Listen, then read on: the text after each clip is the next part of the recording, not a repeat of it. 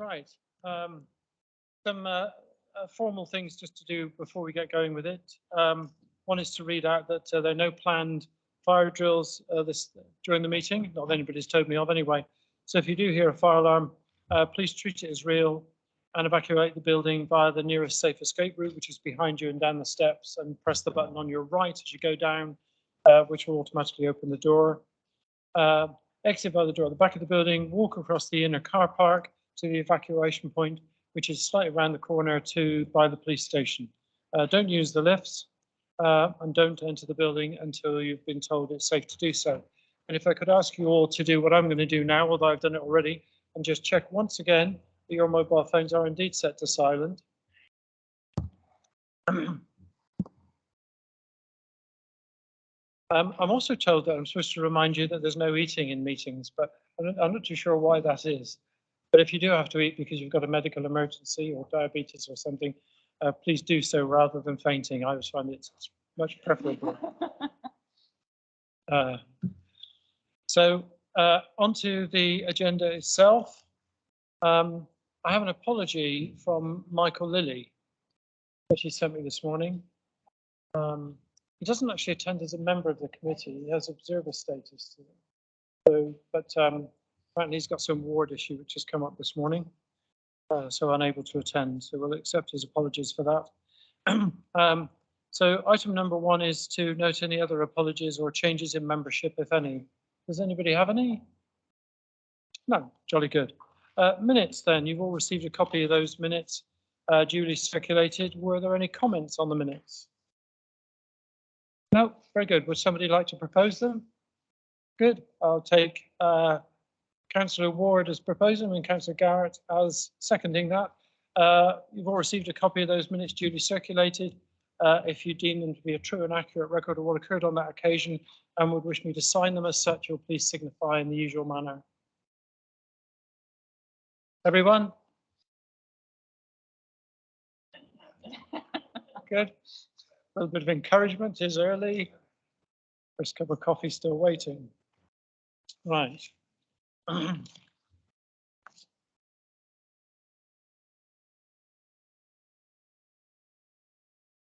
Megan?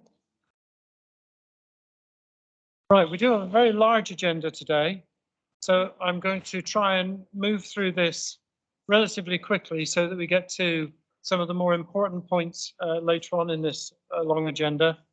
Item number 3 then, declarations of interest. Are there any declarations of interest? No, good. See, we're racing on already. Public questions. Did we receive any written public questions? No, and we've nobody in the gallery, so there are no public questions. Good.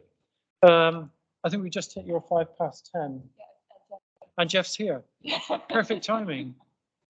I do like this just in time way of working. So item number 5 on the agenda then is that Jeff is here, Jeff Houston. Do we have him on video or just audio? I believe Jeff is at a conference and was trying to find a quiet room to be able to speak to us. So I'm not sure whether Jeff, are you just on audio today? Come in, Jeff.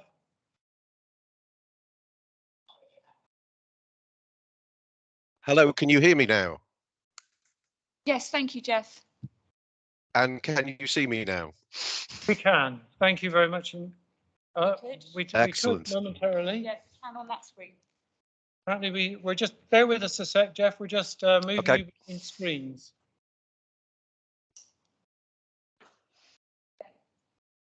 You're here now, Jeff. So Right, so you can see me and hear me. We can. Excellent, excellent. Well, I understand you have a very full agenda, so I won't take up much of your time, so you can get on with the rest of your very full agenda. Really, it's just to bring you up to date as to where we are in our process of looking at the structure of the Isle of Wight pensions function as it faces the future. Like with the rest of the LGPS, there is an awful lot coming down the line.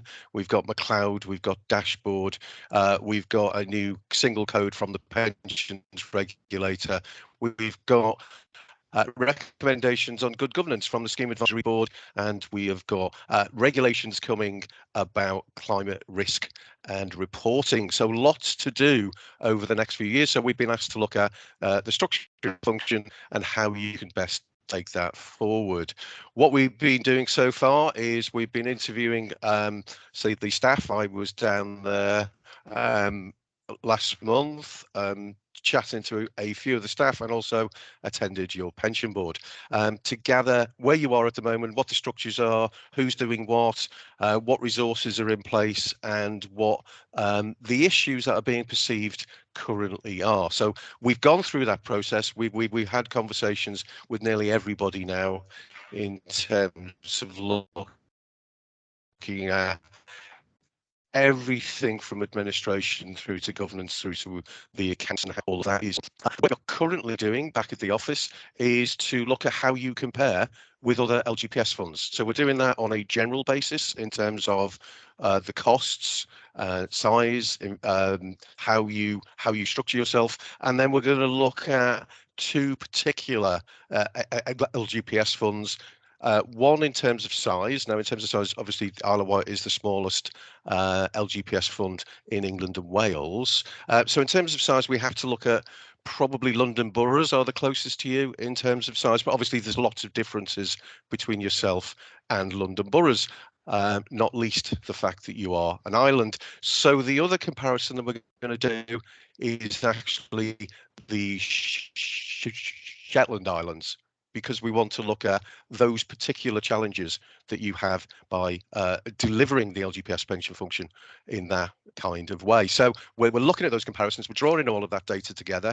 The next thing we're going to do after that is we're going to look at your future challenges. I named a few of those earlier on, and how you can best structure yourself to go forward with that. What we will then be doing, and I think we're going to be coming back to the corporate management team early next year, is coming forward with some options. We won't be doing recommendations. It's not our job to tell you how to run yourselves. We will be coming forward with options, everything on the table, everything from how do you run it exactly where you are now, in the way you do, what extra resilience might you need to put in place, how might you need to address things like recruitment and retention, all the way through to all of those options on the table, say even maybe making another LGPS fund. So that's the work that we're doing. I just wanted to bring you up to date as to where we're at, and just to give you the opportunity to ask any questions and to put over any of your views at this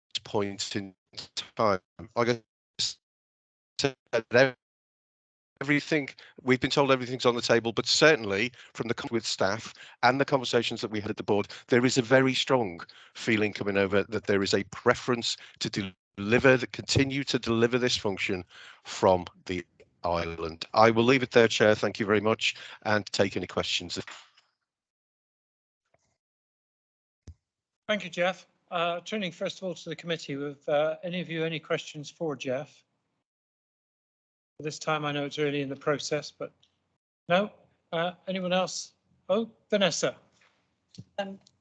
I know one thing that's always worried me is about retention and staffing on the Isle of Wight, because being an island, you know, actually getting staff of the relevant quality experience, I would have thought, in the same in education, is one of our biggest problems. And okay, we're okay at the moment, but how, if we did need to expand staffing, just how would we approach this, and would our salary levels be competitive with the mainland if we wanted to attract staff? Does this come into your remit? Yes, thank you. Absolutely. I've already had discussions with the HR department on the island to see where the salary levels are and the level of flexibility. The other thing that we would be doing, yes, you're right. It is a challenge for recruitment and retention. We will be looking at comparative salary levels, but not just salary levels, the actual structure itself, because it's not necessarily just about how much people are paid, but what are the promotion opportunities as well, kind of things that might keep somebody working Ireland rather than going elsewhere. And then also looking at the cost envelope that you have in terms of what flexibility you might have to be able to look at things like extra resource or different pay levels or different structures without moving too far away from the norm across LGPS. Thank you, Jeff. Any other questions of Jeff at this time? Councillor Brading. One observation, really. I assume it's a typo in point 3, is it? The review is supposed to be done by the 7th of February 2022. To prove that Yes. Yes, we might be good, but we're not that good. All right. Thank you very much for that then, Jeff. We'll let you go now and we'll carry on with the meeting. Thank you very much. Bye now. We do need to formally receive it, so I guess that's what we've just done. I don't think we need to make any formal decision on that one. Number 6 then, moving directly on, is the report from the local pension board, and I'm going to invite Martin, who's off to our side here. Have you all had a chance to meet Martin, by the way? I mean, just to make sure, if you've not, I would suggest that while he's on our glorious island in the sunshine today, that you take advantage of that opportunity. Thank you, Martin. Over to you. Thank you, Chair. Just to give an overview on the minutes from the local pension board. Since I started as the independent chair of the board, we've really focused on 3 key risk areas. One of which was the pension fund resourcing, and we've heard from Jeff the work that's going on that single person risk, that if anything were to happen to an individual component or components, what's the risk to the fund? So Jeff's working on that. Second key risk was on cyber security. Jeff mentioned the single modular code. The pensions regulator is gathering all its codes of practice into one code of practice.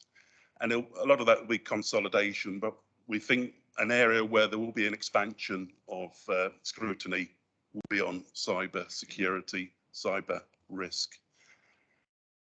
So it's particularly important that all funds look at their personal cyber hygiene, make sure that national standards, ISO standards being adhered to. It's so important in terms of security patching. Thinking back to 2017, we had the WannaCry ransomware attack across Europe. In particular, the NHS got affected because 70,000 NHS devices got infected. And that stopped thousands of operations. So it's really important that as funds, when we pay out £9 billion worth of benefits each year, that individual funds look at their cybersecurity. So we've had that initial conversation in the last board and looked at asked ourselves questions about the cyber hygiene. And that's something that we will engage with our third-party suppliers just to check on their cyber assurances as well. So it's a beginning of a journey for us. And the third area, in particular, climate risk. Is, there are new standards that have to be applied, new reporting standards that will be applied to pension funds from 23-24. And so we had a conversation in the board about reporting emissions and setting a net zero target, which we'll have to measure ourselves against as a fund. So those were the kind of key areas we covered in that meeting. And as I say, it's more of a journey. We're moving on that. So we'll report to the committee as we go along. And It's also worth mentioning that Barbara and I will be attending the Axis pool as observers in December. Were there any questions about the board or what we're doing? Steve first and then Vanessa.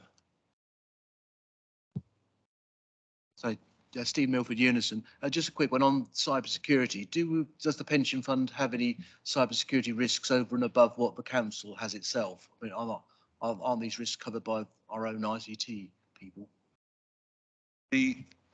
For most pension funds who are embedded in the council, they rely on the council's overall security standards. But for us, it's important we don't just accept that they're doing what they're supposed to be doing. We'll engage with them and get those assurances and bring them back. But there are similar risks to the council as an entity as well. Sorry, can I just chip in there as well? We also have third parties that we need to talk about, particularly the administration software provider, which maintains all of our membership data. And it's also data transfer protocols between us and the actuaries and the investment consultants, for example, and our fund managers with their information security aspects. So it's encompassed within the council, but it's also broader than the council. And we also need to make sure that the council's processes cover some of the pension risks specifically, as well as the generic council risks. Councillor Churchman. On page 37, you talk about IWC firewalls, incident reported, ICT, on the 5th of September, no response. Has there been a response, and how is this affecting us? Next paper. Oh, is that the next paper? It is, Councillor Churchman. If you would, Sorry, I could got I there ask- too soon. it's all right. Like I said, we haven't all had our first cup of coffee yet this morning, so we'll hold that thought for just a moment, if we may. Any other questions for Martin at this time then? It's on the risk And register, yeah. I do hope that more of you are able to meet him later on during the morning and perhaps at lunchtime as well. All right, thank you. But as you'll be very glad to hear, we're now moving on to item number 7 on the agenda, which is the recommendation from the Pension Board to adopt the revised risk register, which, as we know, there were a number of risks in the past. There are a number of new risks being added to this agenda and some rejigging of it as well. Perhaps I'll start by asking Martin if there's something he'd like to say about that. I think in general, we've got a very comprehensive risk register, and we've been helped by Hyman's in developing the risks. It's important, I think, to kind of focus on the key areas, as we spoke about that in the last paper.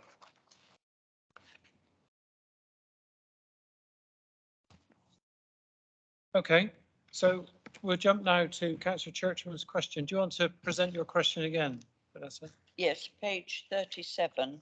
Yeah. It talks about the IWC firewall incident reported to ICT on the 5th September, and it says in brackets, no response. So how is that affecting us at all?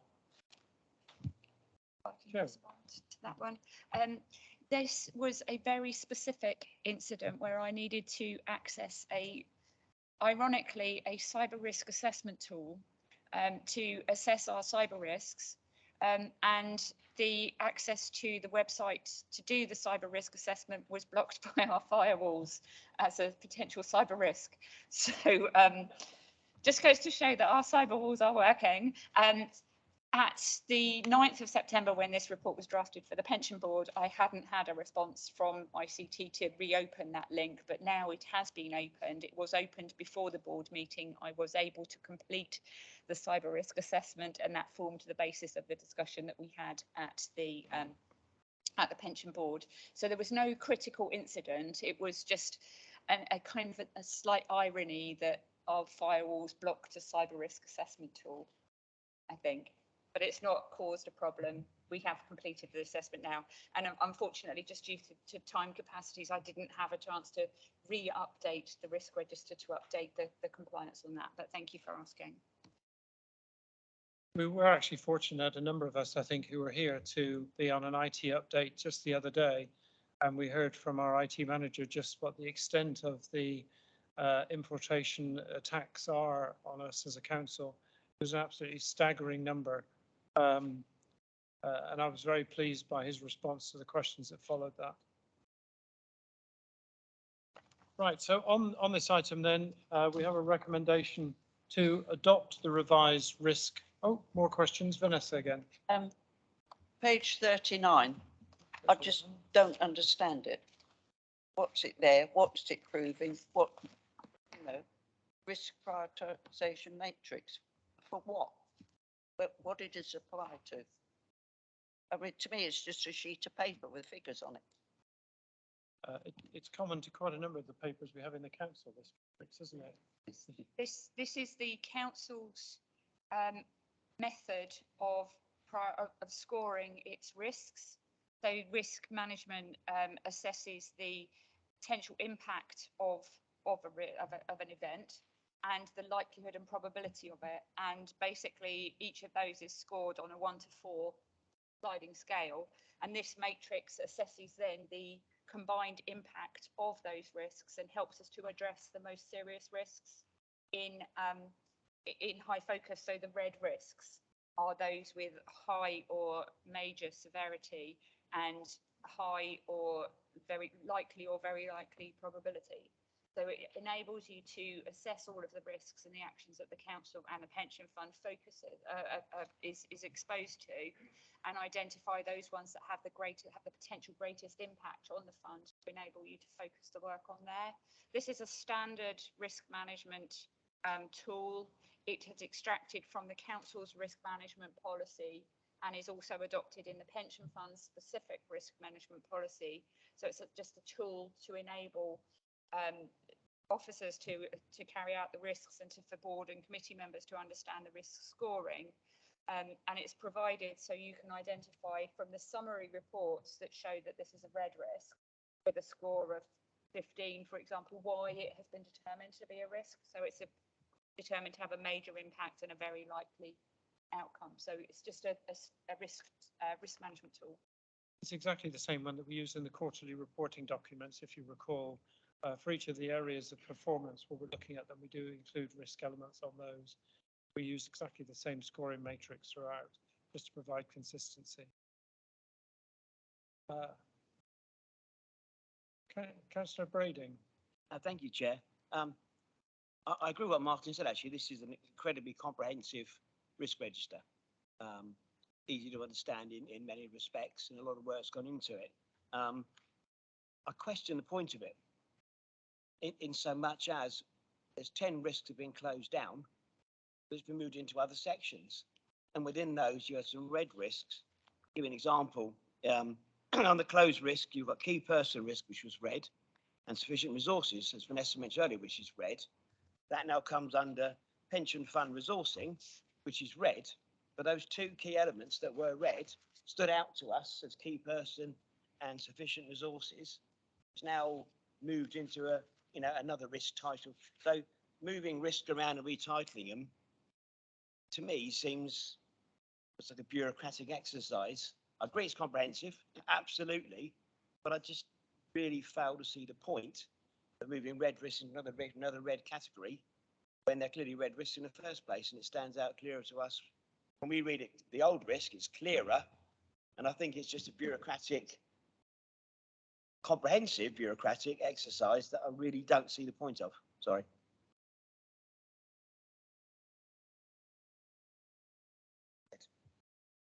I think the key point, and I do understand what you're saying, Councillor Brading. The first version of the risk register, which was as at July, was a first stab, and we had 48 risks, 10 of which were, a significant number of which were red, which meant that we were potentially diverting our focus and also carrying out very similar risk management actions for the two risks. So for key person and sufficient resources, there's a key person risk, so we need to make sure that we've got additional resources to back up that person. But we're also got a concern about sufficient resources where we're looking to increase the number of resources that we've got. So to an extent, we had two red risks, which was looking quite poor that we had two red risks that were basically addressing the same issue. So we've combined them into one red risk, which means we can focus our attention more clearly on that risk without having to duplicate reporting on the same risk in two pieces of work. And given the fact that the key issue is that we haven't got very much resources to deal with this, reporting on two red risks that can be combined into one made much more sense to me personally. They're totally different risks. A key person risk is not the same as sufficient resources risk. And to us as a committee, they stood out as two big, I know they're the same staffing as you, but they stood out to us as two separate key red issues. To lump them together into one, I think from a committee's perspective, muddies the water. And then that's why I think the bureaucracy of this has made it, I know it needs to be reviewed all the time in the risk register, and that's really commendable that it is reviewed and risks are changed up and down. But I just don't like the fact that it's clouded the issue for us as a committee. Sorry, it's controversial, but No. Chairman, I would agree. As we sit here once a month, once every 2 or 3 weeks, so our resources as a committee are limited, and the thing that we need all the time is clarity. I mean, I've said this time and again, we get stuff put before us, and quite frankly, I look at it and it means absolutely nothing. And yet we are expected to make decisions which affect, 16,000 people on the island. And therefore, clarity is absolutely essential. So as I said, I can only agree with Councillor Brading on his comments. Thank you. So the distinction that's been made is one is between resilience, which is having a backup for people that we need, and the other one is capacity. And that's the distinction that I think you're both bringing, isn't it? Between resilience in terms of alternate people to cover positions if they're not there, and capacity in terms of the overall level of resources available in that function. Councillor Curchison. Thank you, Chair. I just wanted to point out that it's been interesting to see the need for this and watching it evolve over obviously only meeting sort of quarterly on this and seeing how much work has been put into this. And I'd like to thank the team for that, because I have seen this evolve and become a document that we have needed. So bear in mind those things. I know that they have had, a job to put this all together and keep this up to date. And obviously it is ever evolving. So thank you. So I'll invite, I think Martin wanted to respond, and then I'll come to Joe as well.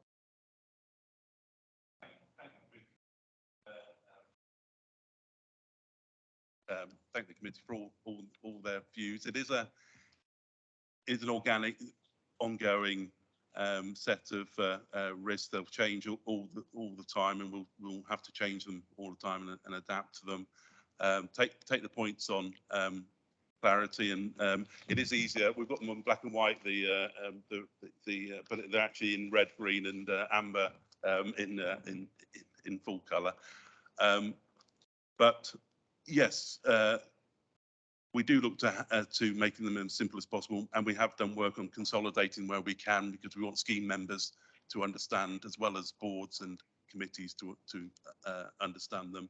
I think a lot of information is good. It's our job to take on a lot of information and nuances in the risks, but we will look to for future editions to see how we can present it differently.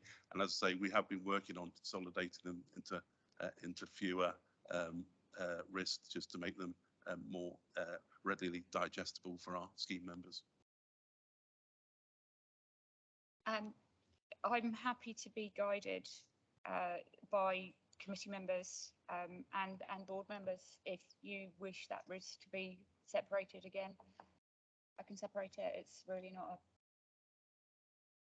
So with the exception of, oh, sorry, just a moment, Barbara. So with the exception of that, and I'll come to Barbara now, are there any other areas that you think there's a lack of clarity in if we separate that one into the two components? That seems to satisfy it. Right. Sorry, Barbara. Okay,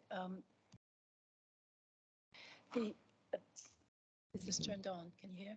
Okay. Might need to move a little bit closer. Okay. Page 31 is a summary of the risk register. Behind that, there is a very granular detail of what the risks are. I find this format much better personally, and I actually disagree that a key person risk is not a resource risk, because that it is a risk because there isn't the resource behind that key person to back her up. So I think if you look at the summary, you see a red risk, and then you need to look at the granular detail of the full risk register, and each risk is broken down in that full risk register.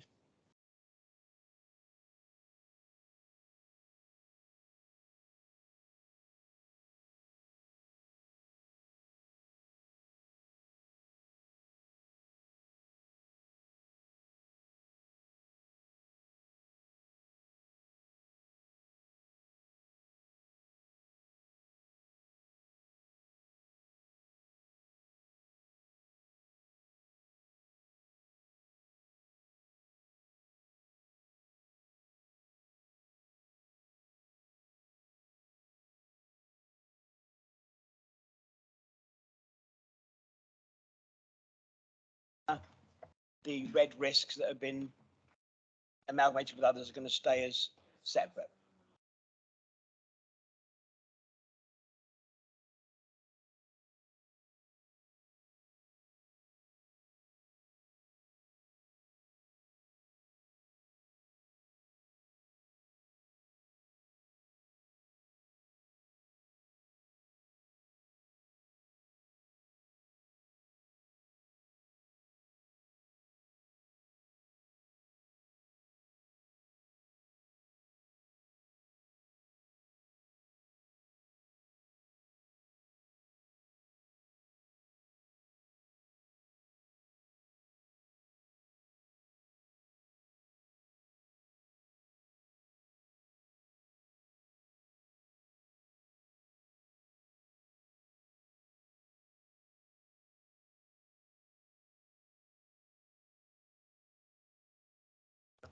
If I just take this, we have a list of key documents that the fund is required to have, and one of those is a communications policy that sets out who we need to communicate with, how we communicate with them, and what we communicate them, the methods that we communicate them, and when we provide them.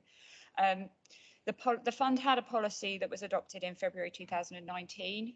And was scheduled for an annual review. Unfortunately, due to COVID and officer capacity issues, we hadn't managed to update the communications policy. So we have reviewed this, and it was presented to the board at their meeting in October. In reference to a former chairman of the Pension Fund Committee who always liked to see a document summarising changes to committees, Appendix 2 to this report summarises the changes that were made to the policy, and they're primarily grammatical, nomenclature, and also removing specific reference to offering in-person appointments to scheme members. We don't offer in-person appointments as a matter of course now, primarily due to rising from COVID, but also due to resources and capacity, but also making sure that members have access to the member self-service portal and telephone and email activities. We can offer in-person meetings. We just don't publicise that they are as a matter of course.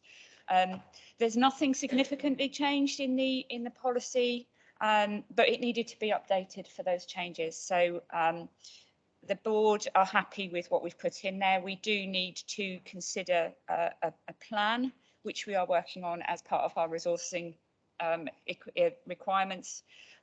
Happy to take any questions, but would move that the committee adopts the revised communications policy, please. Councillor Churchman. Do we have any figures showing that when new staff are employed, they join the pension scheme?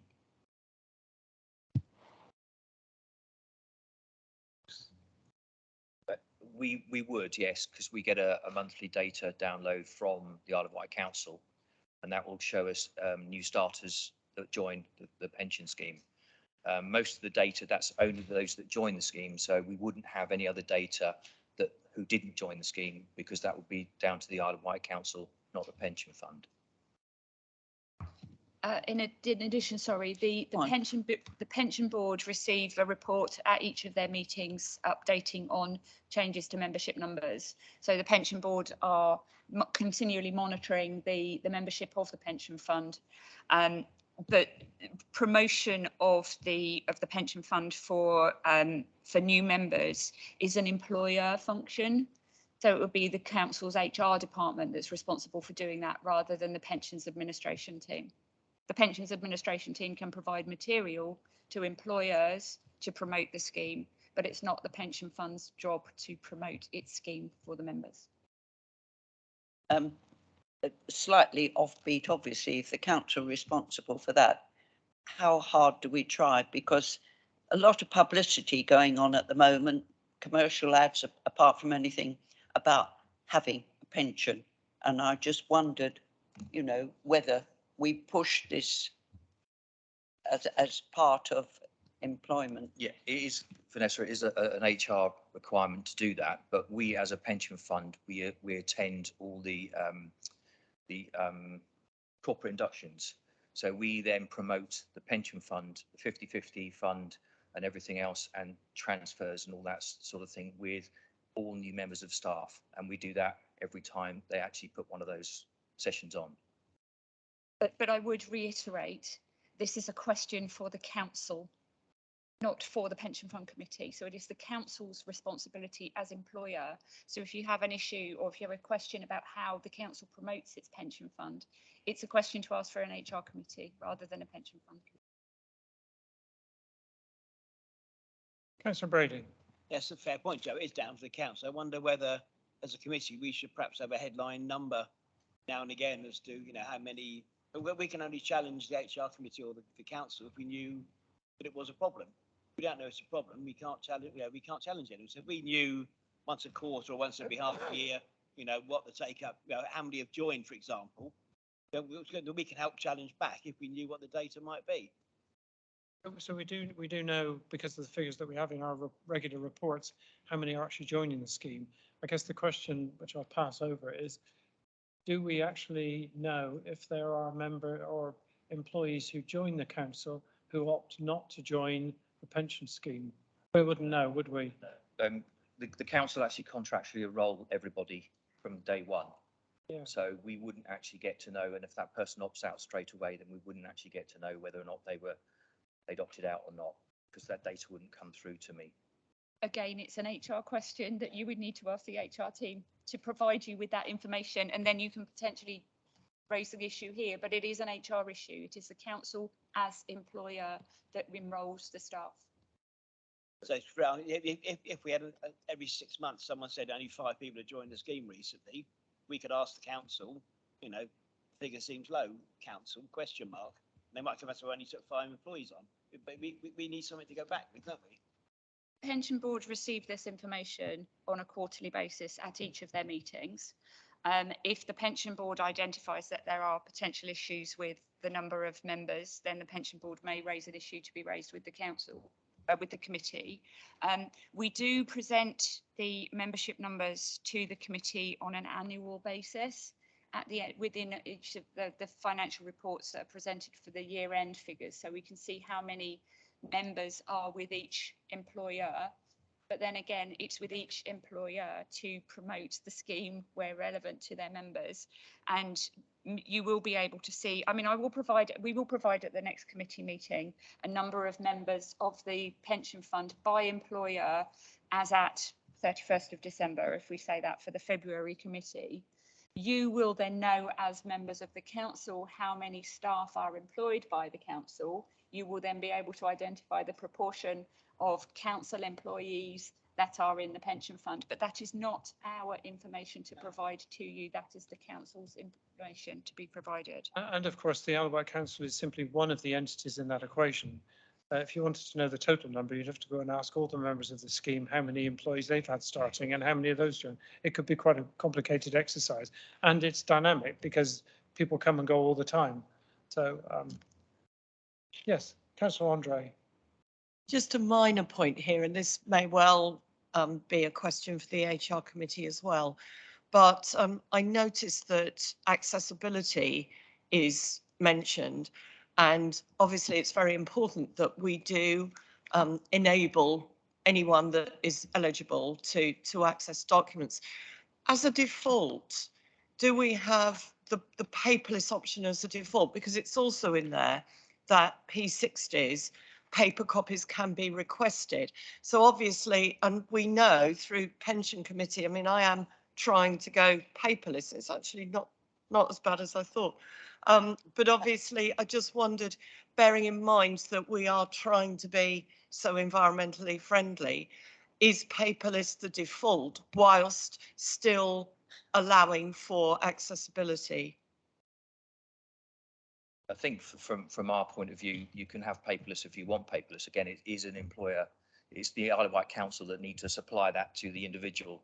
We actually do supply the Isle of Wight Council with documents for them to use. But you can, if an individual came to us asking for information on the scheme, we'd be quite happy to provide them. And we do normally, if they join the scheme, provide them with information.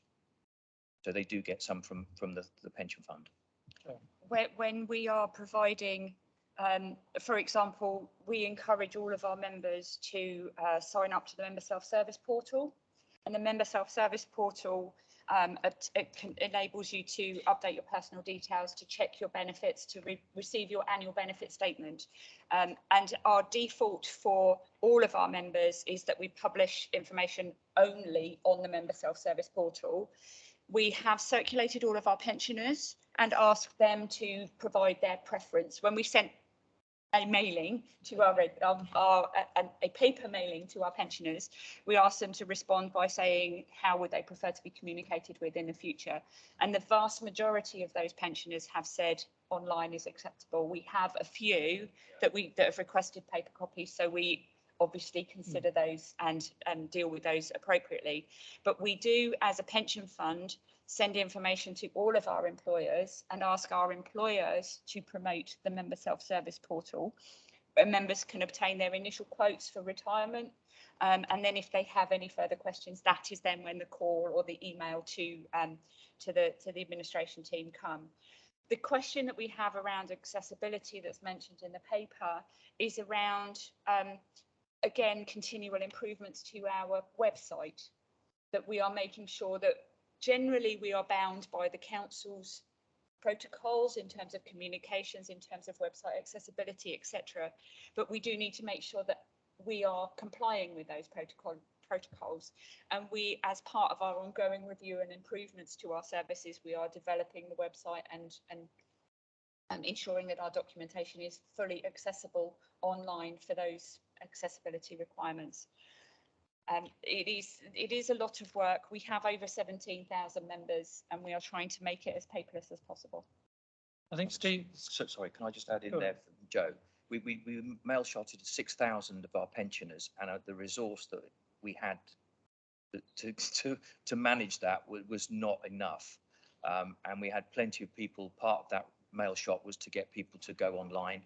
So I had one of my team dedicated to taking phone calls and supporting people online, and it was very, very, very time consuming. So it is an exercise that we don't really actually have the resource to do, but we wanted to do it to start off anyway, because obviously we want to go down the process of putting everything online so people have access to it rather than us sending out stuff in the post.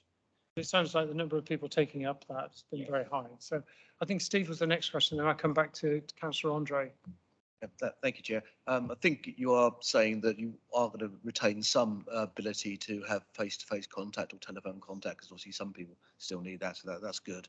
And I'm not sure in terms of your consultation around communications, how far you talk to scheme members.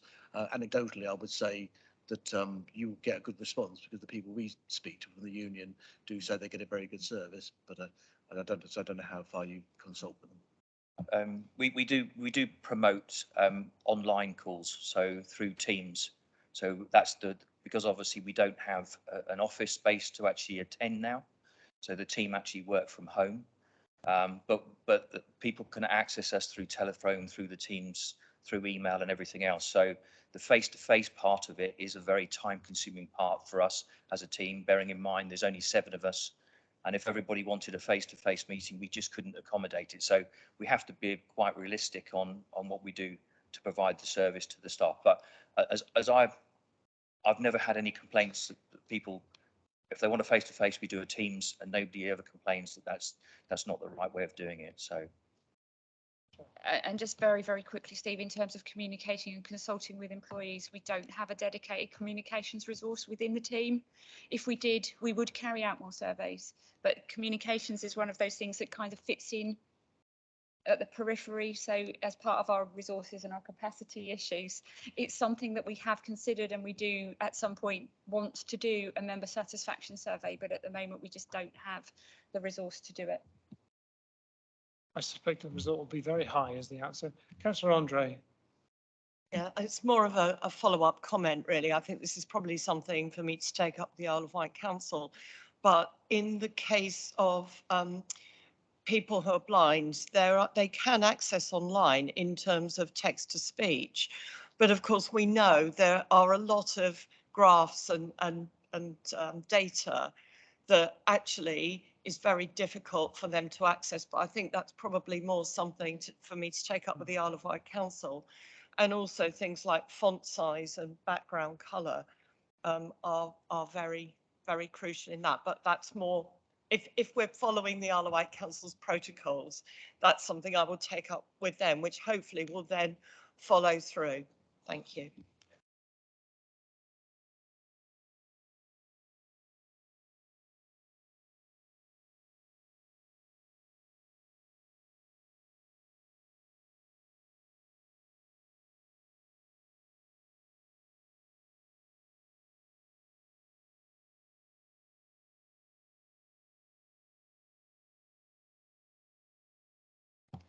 Thank you. This is an annual requirement that we are required to publish. The pension fund is required to publish a governance policy and a statement of its compliance with the requirements of that governance policy. The governance policy was last adopted in 2020 and is on the list of documents that needs to be reviewed and updated by through the pension board. But we do also need to provide a governance compliance statement which sets out our levels of compliance with the requirements of regulations and the Pension Regulators Code of Practice, among other things. We have a very detailed, comprehensive compliance statement, as you can see in the fact that it covers pages 85 to 122. So I don't expect you necessarily to have read through all of that in great detail. The pension board have considered this and it's updated, and their comments are reflected in here. The level of compliance has declined over the last 2 years. Again, primarily due to officer capacity, but also due to changes in membership of the pension board, where we didn't have an appropriate governance framework for a period of time due to unforeseen member changes due to officer capacity. So our levels of compliance have gone down, as is indicated in table 1 at paragraph 15 on page 79. So we've got more areas of non-compliance that we had previously. They cover effectively into 3 areas: knowledge and understanding requirements of the pension board, and a training plan and a pre-appointment training. the national knowledge assessment that you have all recently completed will assist in an underlying in identifying the levels of knowledge that we have at the moment across committee and board members, and will also support us in developing a policy and a training programme for everybody to bring that level up of compliance up. There's again the other ones, a separate register of conflicts and a conflict of interest policy for the pension board. The council has a conflicts of interest policy for its elected members, and it also has a conflicts of interest for its staff. But given that our pension board are not elected members of the authority and are not generally staff of the authority, a lot of the declarations that are on those conflicts of interest and the register are not applicable to the pension board, because there's no need for the board to declare that they've got interest in island property, for example. So we do need to tailor the conflicts of interest policy, and it's on the list of things to do, and will also be a separate requirement of the good governance project that Jeff mentioned earlier. So as and when that requirement comes through, we will be looking at adopting a separate policy for the pension board's conflict of interest, and that will improve that one. And then the remaining ones are around the process for dealing with disputes within the authority and within other scheme employers, and also the reports and responsibilities for reporting breaches of the law. We have policies for those two aspects, but they are out of date, and they're on the list of things to do. So once we've got the policies updated and we've engaged with our employers across those, their understanding and development and training for everybody involved, we will improve those areas of compliance. But again, they're on the list of things to do, with many other things. The board are fully aware of the areas of non-compliance, and we are taking action to address those, as I've said before. So the compliance statement is required to be published separately on the pension fund's website, but also as part of the pension fund's annual report and accounts. So it is comprehensive. A lot of work has gone into it. The format will probably change as a result of regulations coming through as a result of the good governance policy, but until that time, the good governance project, apologies, but until such time, we've kept the compliance statement as it is. So it shows a level of progress, albeit not quite in the right direction, but hopefully a good start to know where we are and what we need to do. So happy to take any questions, but would move for it to be adopted and approved for publication. Good. So I think, we know where the areas of non-compliance are. I think the changes to the board and the introduction of the training will make great strides in the right direction. And I think we know all the other areas and being on the list to address. Are there any questions of Joe initially? Councillor Garrett. Thank you, Chair. So in order to deliver the progress to compliance in all areas, is there the capacity to deliver on that or not? Because as we heard earlier today, there are concerns from the committee. There are ongoing concerns from the committee about the capacity to keep responding to all sorts of things. So that's the first question. And I'll make the observation as well, which I've made to Joe about the skills assessment, that there's a difference between having a great deal of knowledge and a great deal of skill. The skill in being able to understand something presented to you about which you have headline knowledge but not detailed knowledge is probably more important than being able to have a comprehensive and encyclopedic knowledge of pension law and accounting practices and whatever. It's one of my criticisms that I'd sent back through to Hyman's about their survey, was that they were overly focused on the depth of knowledge rather than the ability to deal with that knowledge and make decisions upon it. But my main question is, do we have the capacity? Otherwise, we'll just be monitoring something, or the pension board will be monitoring something that never changes because there's no capacity to take forward the action plan. Thank you, Councillor Garrett. Yes, no, and maybe, I think. We are very aware of the need to do things. The board have agreed that we will, and with their assistance, scour other funds for suitable policies so that we can adapt rather than creating. We will also be reliant quite heavily on our external consultants for support. Obviously, the actuaries and the investment consultants are here today, but we do also have governance consultants who provided us with great support on the risk register to date and a compliance statement to date. We have a list of policies. They are identifying with us the ones that are key priorities that we need to focus on quicker. And with the board's support of finding other policies from other funds, we are working that through. So yes, we will. We're moving, but slowly.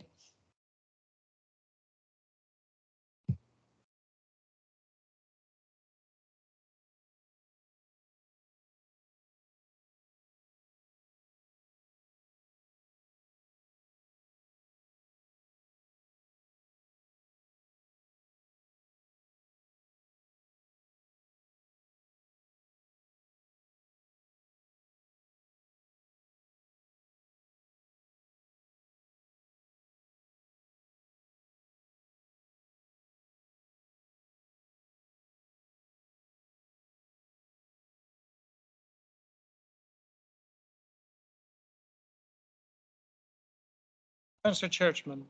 This is a comment. I really find that, and with no disrespect to you, Martin, but I do find the bureaucracy now that we have to face is incredible.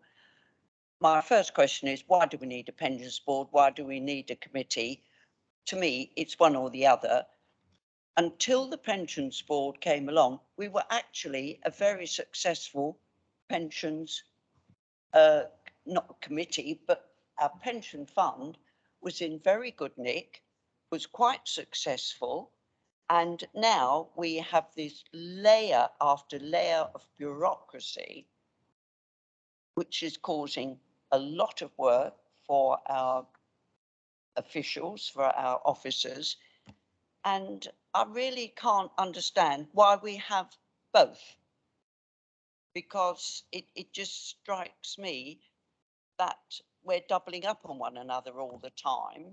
And I said, we now have this strata of bureaucracy. And I'm sorry, folks, but I just find it incredible when we had proved we were a successful council when it came to pensions. I know it's legislation, Joe, but even so, at some stage, somebody ought to be saying to government, this is just not on. The other problem being that in 2.5 years' time, this pensions committee could be a completely different set of people, which means that the board and the officers have to start all over again. And I don't think that we are making representation enough to somebody like Michael Gove about the effect that a board is having on especially small council such as ourselves, where staff resources are limited. Thank you, Chair. The reason we have a pension board is because the legislation says we have to have a pension board. So we have a pension board. One of the options that is being considered as part of the structure review that Jeff is talking about is, again, reconsidering whether we could potentially combine the pension board and the pension committee so that there is a single governing body effectively. We have considered that in the past, and I guess in terms of the amount of work that needs to go into doing it, it's become one of those, it's almost easier to have two than to try and combine one. But one of the options that Jeff is looking at is whether we can do this. Either formally combine them into a pension board and committee similar to what Hampshire have, or there are other organisations that have joint committee and board meetings that receive all of the same information. Everybody gets the same information, but only the committee members can vote on the matters. So those are options that are being considered. In terms of the level of bureaucracy, absolutely. We're the smallest fund in England and Wales by far, but we still have the same expectations of governance standards, the same expectations of administration standards, and our members absolutely have exactly those same expectations. So just because we're the smallest fund doesn't mean that our members are less entitled than the entitles of West Midlands Pension Fund, for example, who are the biggest. So we do need to make sure that we've got it proportionate, and that is the key issue, which is also why we are looking at some of the arrangements in the good governance project and considering sharing of resources and considering borrowing policies from other funds to do that. But we still have a requirement as a member, as an LGPS fund, to do all of the requirements that are in the regulations and legislation. The pension boards were introduced as part of the Public Service Pensions Act, which looked at the whole of the public service pensions. So you've got the LGPS, which is separate from the other public service pension funds that aren't funded. So there were concerns that government basically bails out the rest of the private sector, the public sector schemes, but the LGPS has its funding assets. So there were concerns about the affordability of the public service schemes, but because the LGPS is part of the public service schemes, it has to follow the same rules and regulations, even though it is well managed, well governed and separately funded. So there was there's almost, I'm going to say sledgehammers and nuts, and the LGPS has been caught in that boundary, but until we're required to not follow regulations and legislation, we have to follow regulations and legislation. It is a lot of work, but as I said, our members have exactly the same rights as a member of the largest scheme, so we can't skimp on that. And our investors, we still have to look at our climate impact, we still have to look at our investment strategy, we still have to pay our benefits, we still have to do all of this things that we have to do. It is a lot of work. I'm very tired, but we do it. And I mean, until such time as we don't have to, we will continue. Chair, could I? Is it? Please. Oh, I just wanted to add all the things we've looked at today aren't because we've got a board, they're because of government regulation and increased scrutiny, and all the work that Joe has had to do and the team is because of increased scrutiny, climate risk, all the things we've been talking about today hasn't come about because of a board. It's come about because of all the surrounding legislation on compliance, and we're expecting more legislation on compliance. The board's role is just to help, have an overview, give advice to the fund. It's not generating the work, it's just giving advice on the work. And it has got a clearly defined role on administration and governance. So it's not cutting across the committee, although we're glad for the invite today to come and share thoughts. We're here just to give opinions. That's why Joe, the fund, is leading. And if we weren't here, Joe would still be leading on all these subjects. So please do look at us as advisors. We come from the background where we're representing scheme members and employers, and we've got a duty to our scheme members and our employers to act in good faith, and we have legislative requirements to study to get abreast of all these themes. So yes, that's our role, clearly defined. We don't cut across investments. We don't second guess the investment decisions of the fund and the committee. So I don't feel as though we're encroaching. We're here to help. Thank you, Martin. Councillor Garrett. I'd just like to follow on from that. I don't feel encroached upon. In fact, I welcome the fact that there is a separate pension board that is advising me for two reasons. One, my workload. So I see from your minutes the discussions you must have gone through, and if there were no pension board, because statute requires us to have consideration, we simply add that on to what can be a lengthy and mentally exhausting kind of meeting because there are so many pages. After all, this is not unusual doorstep of paperwork. I take Councillor Andre's point about going paperless after seeing this, but also it's the specialisms that we can gain, I think, from having a pension board. We all went through that survey. I think I was slightly concerned at how much I just didn't know, or even though I do protest that I don't necessarily have to know everything that was on that survey in the first place. So I absolutely want Martin and your board to feel from me that your work is valuable. I don't see it as bureaucracy. I see it actually as something that's helping us along the way. And the question I'd put to all my colleagues is, without you, would we collectively make better decisions? And I think the answer is no, we wouldn't. Our decisions would not be as good were it not for the pension board as a separate function. But I do understand the feeling that there is bureaucracy in all of this, and government is the place to reform all of that in any case. I think we can all be very happy to have Joe and Martin and the pension board and all the other members of this very important team who dedicate an enormous number of hours to making sure this machine runs very smoothly, notwithstanding us interfering occasionally. Right. So moving on to finally onto agenda item number 10. Sorry, did we adopt the governance? We did. We did that.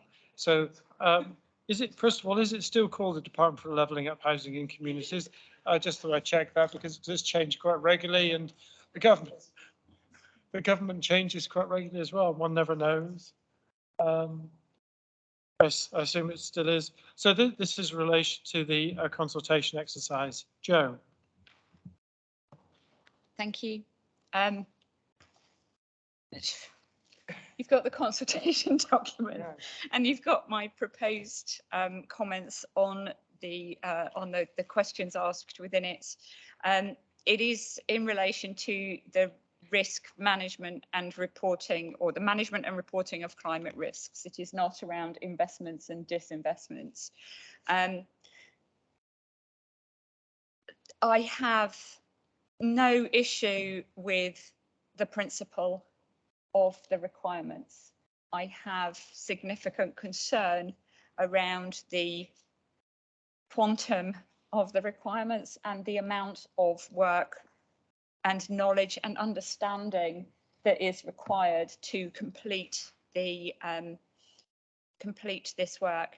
Anecdotally, private sector schemes are spending 6-figure sums in complying with this requirement for reporting. We don't have 6-figure sums to comply. So my proposed response is that we are agreeing with concerns in terms of being the smallest fund and capacity, etc. So I'd like to have the committee's agreement to respond along the lines of what I'm proposing in the appendix. And also, we did previously have an ESG RI, environmental social governance and responsible investment working group, which met a couple of times and then kind of fell by the wayside because of officer capacity to support it. I think we will in due course need to reconvene that work group to enable a small party to work on the fund's response, unless you want me to bring it in detail to every one of these meetings, which I'm, happy to do. So I think what I'm seeking is approval for the responses to be submitted. Questions as to whether there's any other responses that you want to add into, and then also agreement to reconvene the ESG RI work group and allow me to go and solicit members and work out what we're going to do with that afterwards.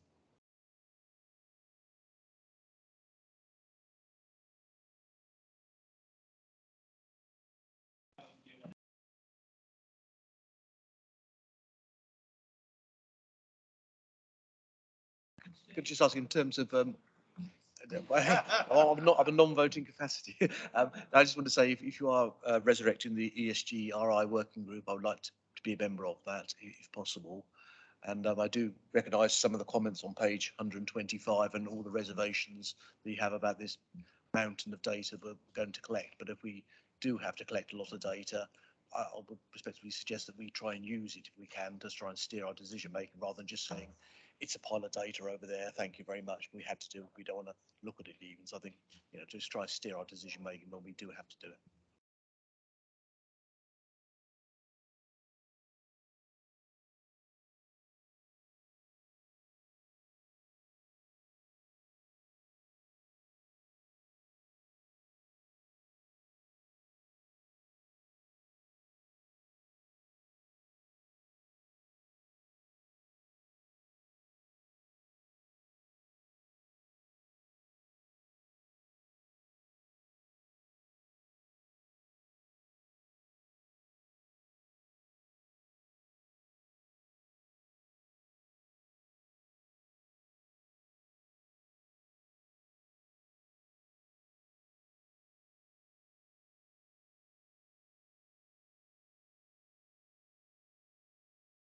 Sorry.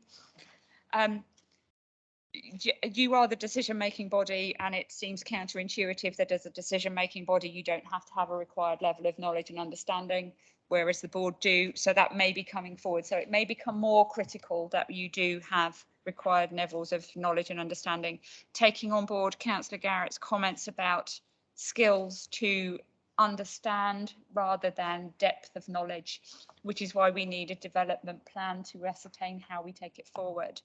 The minimum levels are achievable through the pension regulators toolkit. As I understand it, I don't believe very many of you have completed that toolkit. So if you could, please do. The national knowledge assessment, taking into account Councillor Garrett's comments around knowledge rather than skills, will form the basis of identifying where there are gaps and where we can start to fill those with a development plan. But it is critical that members of committee and board do engage. So please, when I send you information, please can you follow it through and ask me questions. I am here to answer as many questions as I can. What I can't answer, I'll pass over to Hymans or fund managers, but please be aware that knowledge and understanding is very important, and I will keep banging on about it until I don't.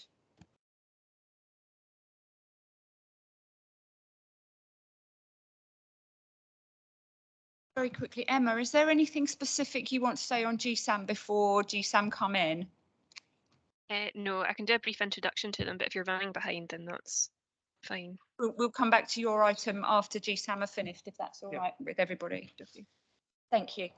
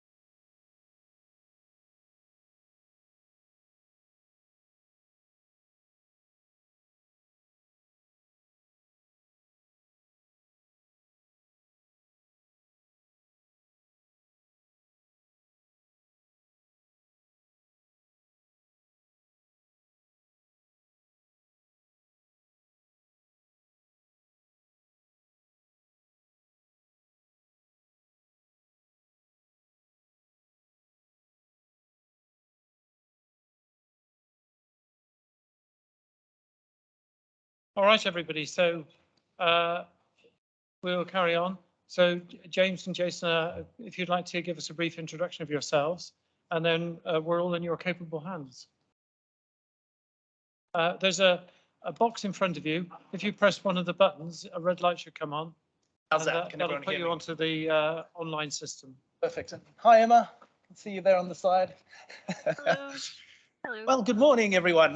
My name is Jason Freeman. I look after you at Goldman Sachs, and I'm joined today by the global co-head of our private debt business, James Reynolds. This should be a good meeting today. It should be a good meeting because when James and I presented to you back in November of 2020, if some of you were still around then, Councillor Churchman, I remember you were there in the meeting. We promised you we would deliver you 6.5%, and we're going to do that. In fact, James is actually going to explain to you in a moment how we're actually going to overshoot that. And the reason for that is, given all the volatility in markets right now, this strategy is performing really, really well. So that should be, a good thing to start with. Your members will receive the yield which we promised you. In fact, we're going to give you a little bit more. You tapped on the table there, James. Just to was that for good luck? It was. Right, so I also believe from Joe and Joe that this is a relatively new committee. I know some of you heard the presentation we did a few years ago, so you'll be familiar with the asset class.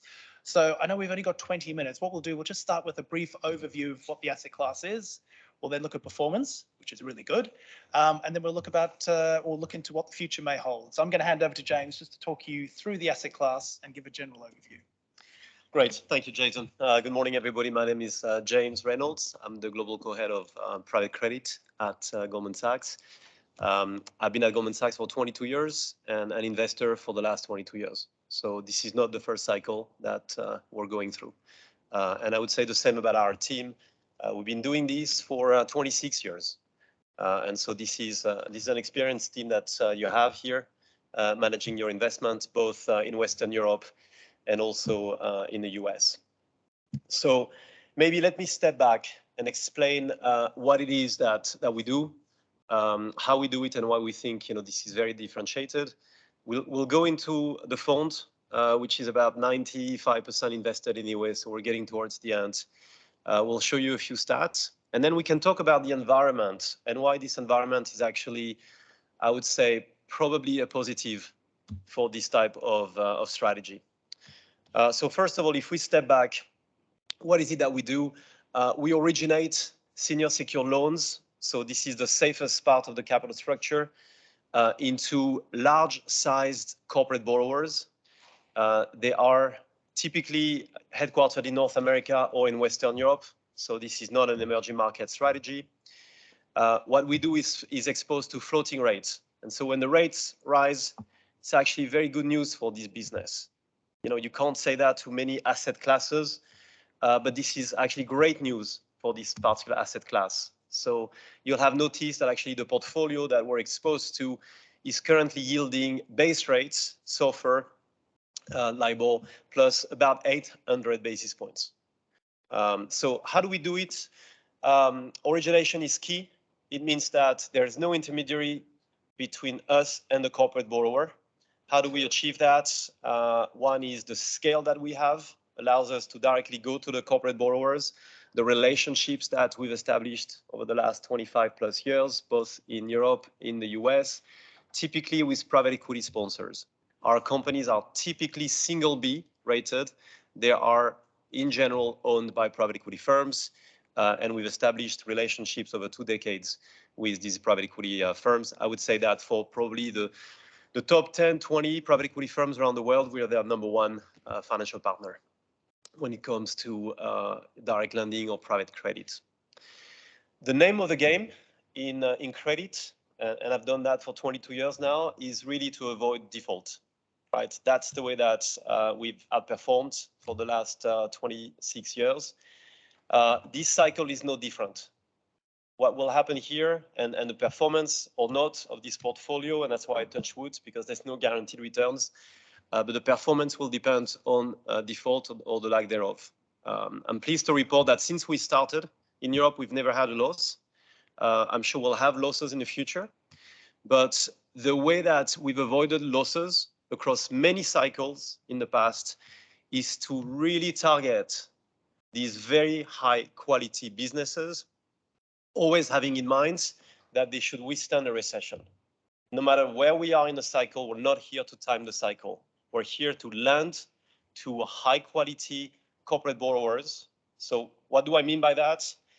We prefer large companies because these large companies have more diversification, they're more established, they typically have a lot of redundancy when it comes to the supply chain. They're not relying on a single customer or single supplier.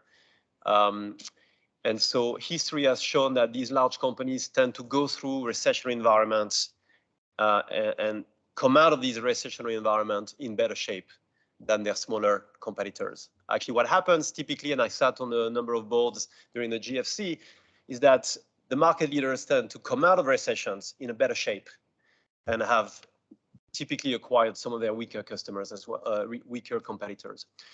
So we tend to focus on large companies. In your portfolio, the average EBITDA, which is a measure of profits, is about $130 million of EBITDA. And so we're talking about large companies. These companies are market leading companies.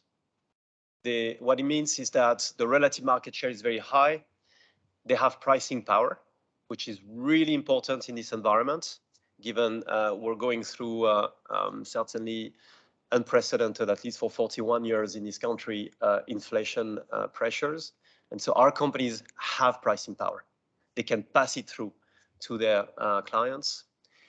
They operate in recession resilient sectors. I'm going to go straight to the pie charts on page 4.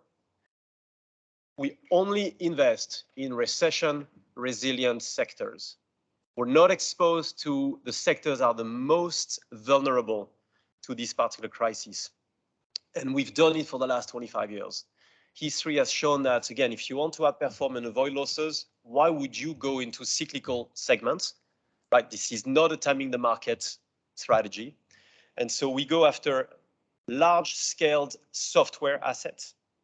This is not about tech growth equity. This is about established large software assets, which are really mission critical type services with very low churn.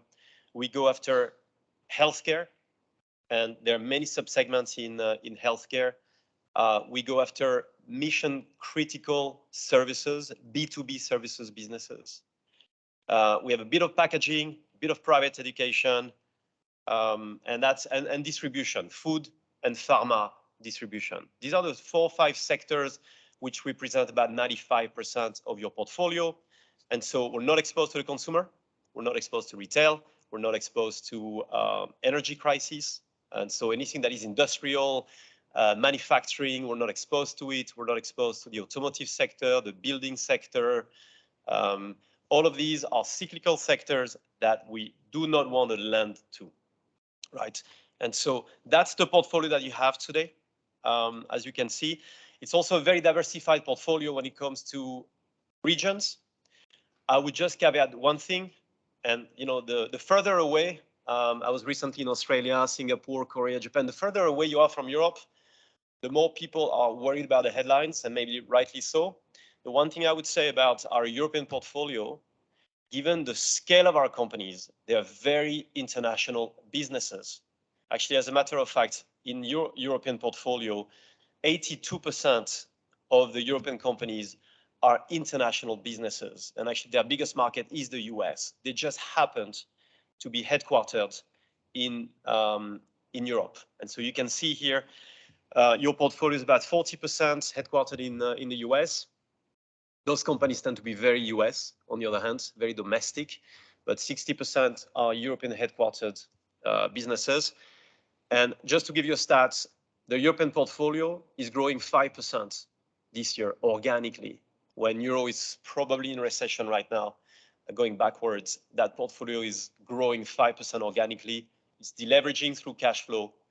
And the margin compression that we're seeing through inflation is about 100 basis points, 1%, which is very low because we're starting from businesses that have really high margins. And I would say we're probably at the trough when it comes to margins, because whilst inflation has hit, what you're seeing now is those companies with pricing power are passing it through to their clients. And so I would expect the margins from here onwards to increase in that portfolio. And so again, page 4, you can see that the portfolio, the yield of this portfolio is base rate plus 800 basis points. It's really high. This is probably the highest that we've seen, and certainly the highest that I've seen in my career in the last 22 years. Bear in mind that with the rates where they are today, if you're swapping back into US dollar, the rates are about 4%, probably going to 5-6% in the US. And so the yield on this portfolio is about 12% right now, unlevered. And so the key question for us, back to how we select those companies, they tend to be very cash flow generative businesses. You know, I want to emphasize that this is a cash flow lending strategy, right? It's back to basics. It's not about the value of the company because that can fluctuate up and down. It's about the stability of the cash flows coming out of a high quality business that is going through a recession, I would say almost unimpacted. And those cash flows are here to pay our interest and eventually pay our debt. And so it's simple to explain. It's very hard to execute because you need the scale, you need the teams, you need the access to the deals, you need the relationship with private equity sponsors, and all of that we have also with our ecosystem at Goldman Sachs. Between, I would say, us, clearly the investing team, but also we benefit from a larger ecosystem with a lot of deals coming from, I would say, the engine, the origination engine of Goldman Sachs. So that's the strategy in a nutshell. We're getting to the end of this portfolio, and so we're already actually fundraising for the successor fund, Loan Partners 5, hoping to do our first close in actually about a month for Loan Partners 5. And so you'll see again that it's predominantly green. So we have 3 classification: green, doing well or above expectations; yellow just means that they're slightly behind our underwrite plan; and then red, meaning, you know, there may be watch list. We have none on the watch list. And by the way, this portfolio went through COVID. We tend to forget because at least on the financial side, the impact was very short. Clearly not for the society, but for the financial markets, the impact was about 3 to 5 months of COVID. But that portfolio went through it, no problem. And so we have no watch list name. We have a couple, I would say, on the yellow category, and then the vast majority, as you can see here, 95% is green. Lastly, with the dislocation in the markets, I would mention a few things. Number one, the biggest competitor for this strategy are the banks, right? Because the banks typically would want to go and underwrite financing for these quality companies. They would use their balance sheet, they would underwrite and then syndicate. The problem for the banks is that the syndication market is not available right now. The CLO market is shut. And so for the last 2 to 3 quarters, the banks have exited the market. It's great for us. We step in, we have pricing power, we can increase the margins, we can increase the fees. And so what used to be, call it 500 basis points, 550 margin at 98, 97. So that's the fees, 2 to 3 points of fees upfront. We're now charging 650, 700 basis points over the base rate with 3 to 5% arrangement fees, right? These type of economics, never seen in the last 22 years. How long does it last? I think it's going to last for another few quarters, right? Because for the CLO machine to come back, it's going to take a while. The headlines in Europe certainly are not improving anytime soon. The banks are also very focused on selling their inventory, not so much focused on taking additional risk. And so in the meantime, I would say direct lending in general, private credit is really kind of penetrating the financing markets. And most of the dislocation, by the way, is happening at the larger end of the spectrum, which is, I would say, probably the least competitive because very few platforms globally have the size that we have. I'll stop here. Happy to take any question. We're pretty excited about LP4 and about the outlook, as you can tell. Well, thank you very much for that. Maybe I'll kick off. I wondered, are you looking to acquire any portfolios from the banking sector themselves, as a number of banks seem to be exiting that market, perhaps more in Europe at the moment than in the US? No, we're not, because our strategy is really cherry picking one by one what we believe are just the best privately owned businesses around the world. And the issue is, buying a portfolio is that you may have a few names that you may want to get access to, but I would say the vast majority of the borrowers within that portfolio are probably ones that we don't want to get exposure to. Number two is when we negotiate directly with a borrower, we negotiate the docs ourselves, right? I mean, we have our own lawyers. It's a direct negotiation between us and the borrower. When banks underwrite, they have no incentive to push back on the docs because eventually they're not the owners of the loans, right? They're just going to pass it on to the CLOs. And by the way, ironically, the more they push, the more their mandates can be at risk. And so they're not really here to get tight docs. We are, because eventually we're gonna hold on to the loans. And so no, we're not interested in buying portfolios. We're looking potentially at times at buying in secondary for names that we have really strong conviction. There's very little liquidity in the market. I would really caveat that if you want to deploy, you have to do it in primary, like we do, by originating as opposed to buying in secondary. And what's your typical entry to exit period? So historically, it's been 2.8 years since we started that strategy. I think the very good news, by the way, is that we're getting more duration. Why is it good news? Typically, duration is not good for returns. If you take a private equity sponsor, and now the exit is delayed by 3 years, you still need to compound at 25% to make your returns. And if you're losing time, it's going to be really hard to hit your returns. In addition to your debt being more expensive, the fact that the macro may actually slow down the earnings growth, and you may have multiple compression at the end, right? Here, on the other hand, we're making base rate plus a contractual coupon, and the base rate has gone from 0 or even negative to 4 or 5%. So the more we hold on to this portfolio, the more returns we make, both in terms of IR, but also profit. And so it is actually the only time I can see that in the last 25 years that we're in this moment in time where the more we hold on to this portfolio, we win on both sides, IR, because the rates are growing, and then profit. What's interesting is that we're going to see a wave of amend and extend, right? Basically, the sponsors community, the owners of businesses are going to go back to the lenders asking for an extension of the maturity. It would be like us asking for an extension maybe of a mortgage. To roll over. To roll over, because they're not in a position right now to exit, right? They need 2 or 3 more years.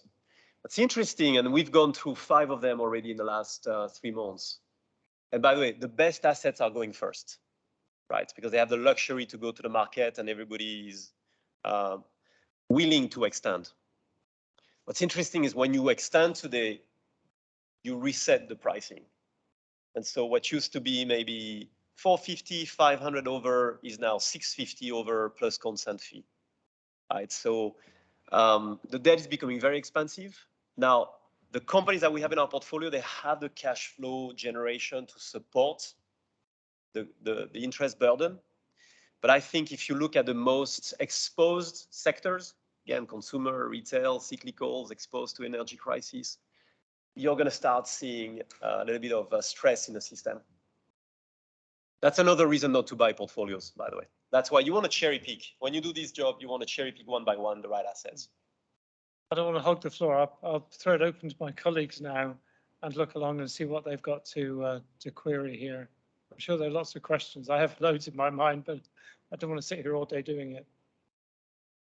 Any questions? I'm sure one of them is going to be, by the way, which may come from several points, is querying probably about the holdings that these companies have or the subsidiaries have in either Russia or China? That's a common question that always comes out here. Councillor Andre. Thank you. Just a point of clarification here. You spoke about investment return and profit. So what's the definition of investment return against profit? Yes, so investment return would be the IR. That's what I mean. Yeah, and so this basically the compounding of returns. How do we get there? Simply put, it's the base rate plus the margin. We always charge fees to arrange a financing. As I said, it's between 3 and 5%. And so if you were simply to look at investment returns over 3 years, which has been the duration historically, you would have to amortize the fees over 3 years. And so when you take all of this into account, that gets us to the gross returns. And then obviously we charge management fees. So look, this strategy, when we started and we came here, we said we think we can do net returns of 6.5.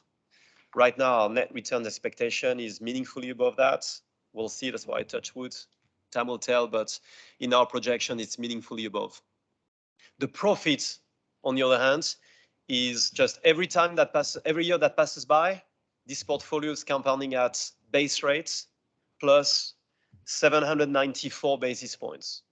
So effectively, with the base rates being 4% right now in the US, your underlying portfolio this year is yielding 12%. If we keep it another year, it will be another compounding at 12 or 13%, and so on. If we kept it for 10 years, you could make 2 times your money by holding on to this portfolio. It's typically not the case because, as I said, those private equity owners, after 3-4 years, they want to sell. And so historically, we've kept our investments about 3 years. There's a chance that we may keep these investments 1 more year, right? I mean, the IPO market is shut right now. It's very hard for private equity to sell an asset. And so we're probably gaining duration, 1 more year probably of holding period, which again, for us is great. I say for us because Goldman is a large investor here and the employees as well, including myself. So. And Councillor Andre, just one clarification point James mentioned there. Those fees that we're charging the borrowers, those are passed through to you as the investor. We don't double dip on fees. So we charge you a management fee to run the strategy, but the fees that we're charging the borrowers are passed back into the fund and are distributed to you.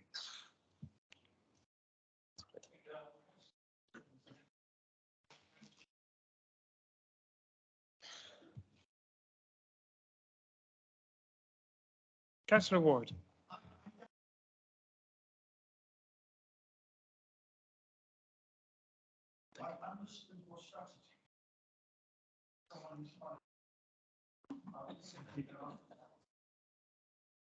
Thank you. Thank you very much. Do you want me to talk about Russia, China? Please do. So look, this strategy again, and we've established it long time ago about sleeping well at night. And so that's the reason why we've always done it in North America, typically US, but we have a few Canadian businesses. The largest veterinary chain in Canada, for instance, and Western Europe. And so we've never ventured outside of those two. I mean, we have a couple investments in Australia, 2 in your portfolio, that's it. But we're not investing in Eastern Europe. We're not investing in emerging markets. Our companies have very, very little exposure to Russia or Ukraine, very little exposure. And our companies have, I would say, relatively small exposure to China, right? Because again, if you look at the Chinese market, it's a big market for consumer, electronics, retail, or the type of sectors that we're typically not invested in, right? I mean, if you look at healthcare, our companies don't have exposure to the Chinese market. If you look at software, it's the same. Our software businesses tend to be ERP. So actually, we're lending to a large software business, which is the ERP for local authorities. That's a UK business, so they tend not to have big market in China. And so our businesses don't really have a lot of exposure to the Chinese market. It's clear that, being an American firm ourselves over the last year, this is a question we're getting every time we go to committee. to figure out what is the exposure to the Chinese market. Do you have redundancy on the supply chain basis? I would say the supply chain question around China, that's a question that we asked all our CEOs and CFOs 2 years ago in January 2020, if you recall, when we started hearing about COVID, the first thing that we asked our companies was, tell me about your supply chain. And the reason why we like large companies as opposed to smaller companies is that they typically have redundancy. They're not relying on a single supplier somewhere in China. They have the ability basically to diversify. And that's why I think, as we go into recession, it's much better to lend to those, large businesses. Regulatory pressure, particularly in North America, for companies to diversify away from China is continually increasing, isn't it? I would say it's less the regulator than it is maybe the board or investment committees. It's because the narrative in the US in particular around China, I think it's different than the narrative here in Europe. It is, yeah. And so I think we're certainly very focused on not having too much exposure to the Chinese market. And you don't have exposure or much exposure here. We have a couple of very large businesses. I think one of them called Galderma, actually maybe in the previous funds, which is the largest eye healthcare business in the world. It used to be part of Nestle. They sold it. There's a little bit of exposure there in China, but again, it's small for this type of companies. All right, got a question from Steve, and then I'll come to Councillor Churchman. Just a quick one for me. You seem to hit on a kind of a unicorn answer in terms of investments, that you've got high returns for basically sound, low risk investments. Is there anything in the economy that could make things go wrong? In the economy itself, look, I mean, if you look at the history, and it won't tell us the future, but there are a lot of sectors that are somewhat insulated from the pressures that we're seeing today. And we were heavily invested during the great financial crisis in 08, 09, and 10, and we invested in Italian and Spanish businesses during the sovereign crisis, and we found extraordinary businesses in Spain or in Italy. By the way, bear in mind again, they're headquartered in. I give oftentimes the example of a company called Dorna. If you're a MotoGP fan, as a sport, it's the company behind the sport, like Formula One, but for MotoGP, they're headquartered in Spain. But it's a completely global business. They could be headquartered anywhere. So in the pie chart, you would see Spain. You could get worried about, Spanish business. And they're a global business.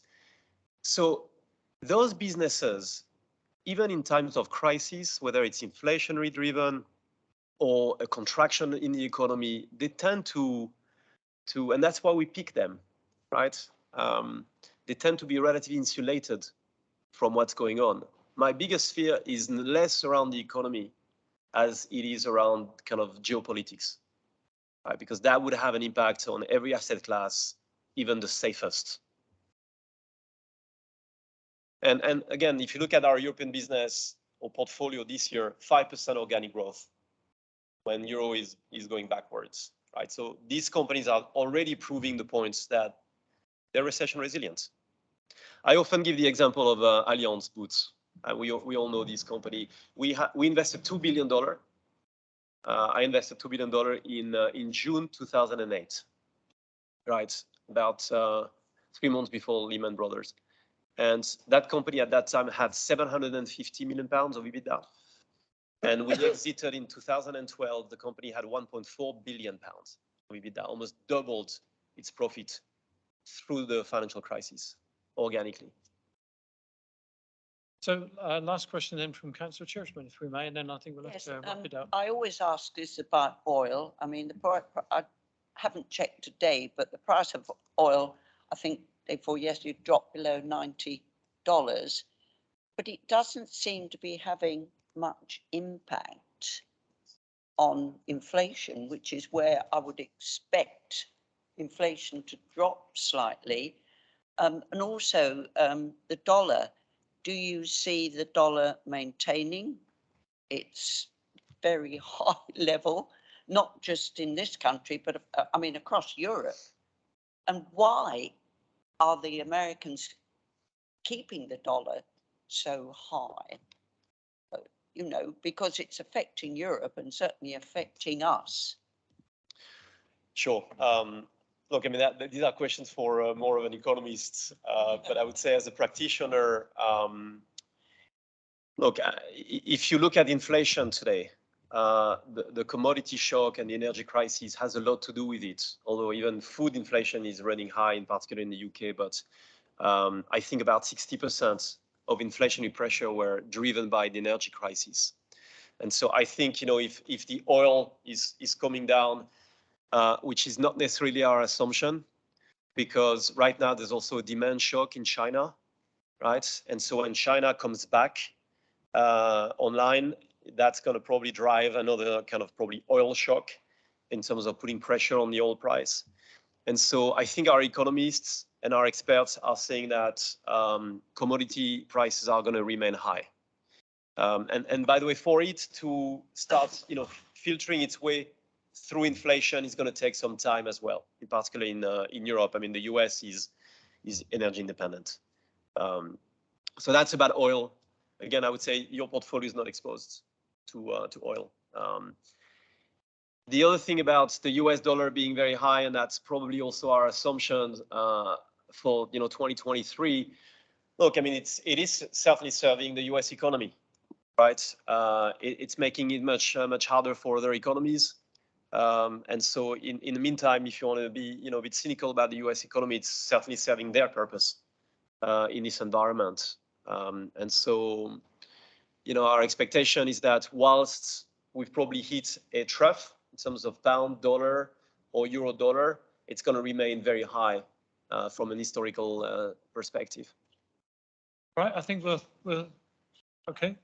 Last point that I'm not sure if it was your chief exec, whoever made a point at a conference I went to, that part of the reason that the dollar is high against the pound is because the Americans don't actually trust our Bank of England to do the right thing. Would you dare comment on that? Yes, tape recorder. It's hard for me to comment as a French, as you probably saw that from my accent. I've got an English name, thanks to my grandfather.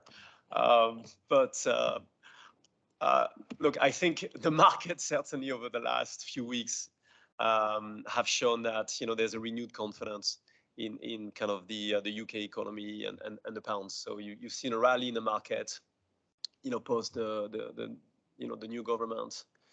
I'm not sure about that. We're a very US-centric organization, so maybe there's that bias in that comment. But actually, personally, I think that Europe is not in such a dire economic environment as the headlines may suggest, and I think the political risk is a bit higher in the US, or more certainly than the headlines would suggest. And so I'm taking a more balanced perspective here. All right, well, we'll thank James and Jason very much for coming today and for your input. It was very enlightening. And I know it's a long trip for you. Thank you. No, thanks for the confidence. Really appreciate it. It means a lot to us. Thank you. Thank you. Merci beaucoup.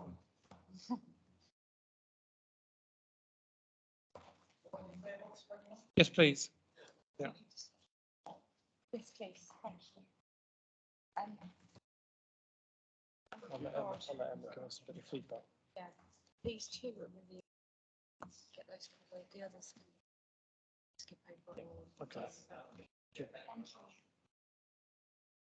Thank you very much.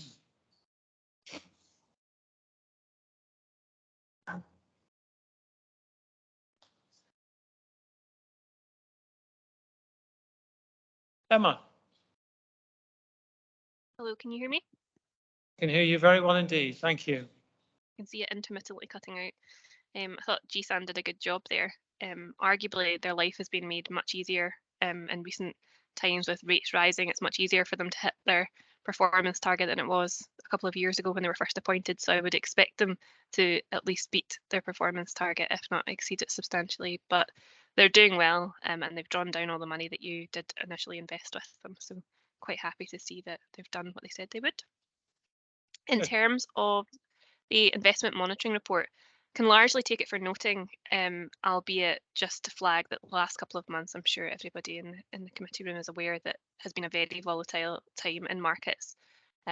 Not to mention the UK's political turmoil has weighed really heavily on particularly UK government bond markets, which have significantly impacted UK pension schemes in the main, albeit not so badly on the public sector pension schemes. They didn't have as much leveraged arrangements based on government bonds as private sector schemes, so they were in much more of a crisis over the period of October than public sector.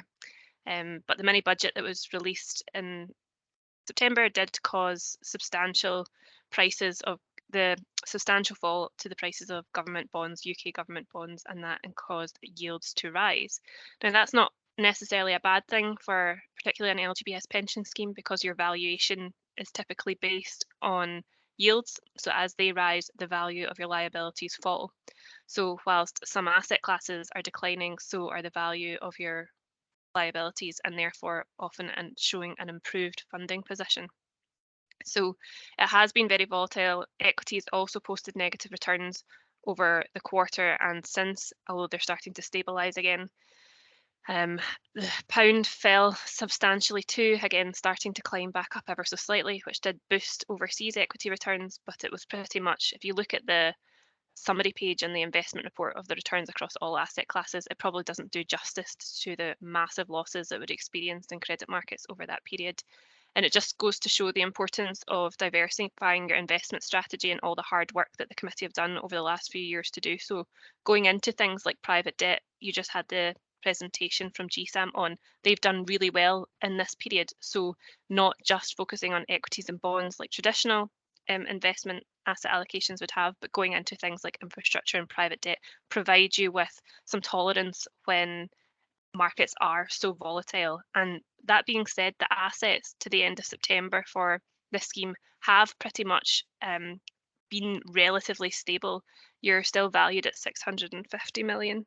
If you were in the private sector, you'd have seen losses far more substantial than that in the assets that you had.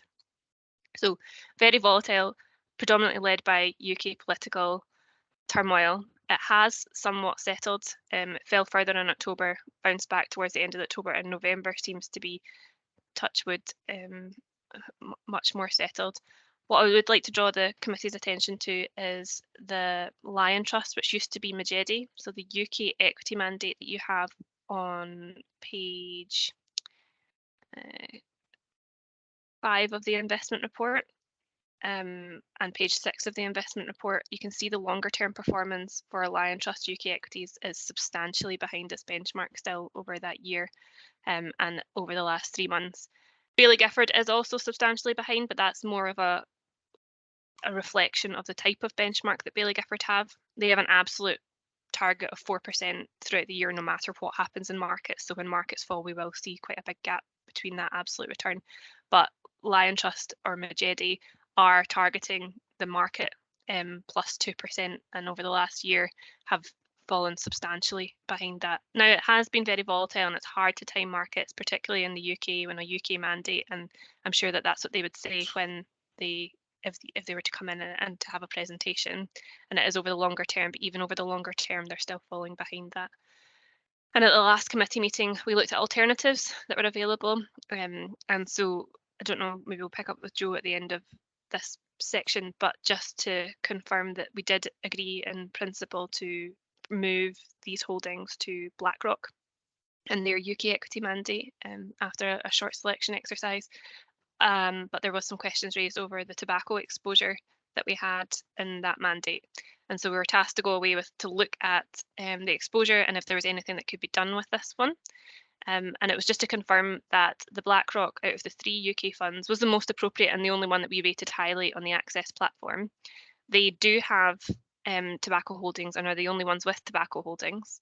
They would be open to taking away the tobacco holdings from that allocation. However, there is another investor already within that fund, and we would need to work with that other investor to agree changes to the strategy, which they might not agree to.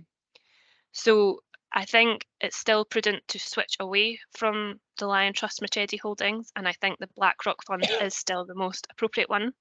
It's whether the committee want to go ahead either with delaying the switch to try and pursue a tobacco-less fund, or to switch into the one that does have an allocation to tobacco. And that's not to say that we need to make a steady decision on that one today, but more so a steer from the committee as to their thoughts on what we do next. Either press ahead with the switch with the small tobacco allocation, or delay the switch and continue to seek an exclusion of tobacco, providing that we can get agreement from the other investor in the access pool and that BlackRock can make those changes. So I think last time, might have been before last time, the view was very clear that we did not want to see that tobacco investment in there. So the only way to remove that would be to delay that move slightly and to press them in conjunction with the other investor to remove that allocation. Is that correct? So I think we had quorum from the decision from the committee to invest with BlackRock, although we had one member who was strongly against the inclusion of tobacco, so objected to the switch. So you would still have quorum for the decision to go ahead based on the tobacco exposure, but I think we do want to investigate removing it. And so just to kind of round up from committee again as to, with the bad performance we've experienced from Machete for another quarter, again, continue to pursue the exclusion with the other investor. That it might not be possible, but we can continue to try. So are we happy to go forward and move from the Machete to the BlackRock, provided BlackRock remove the tobacco allocation? So I'm getting a yes, yes.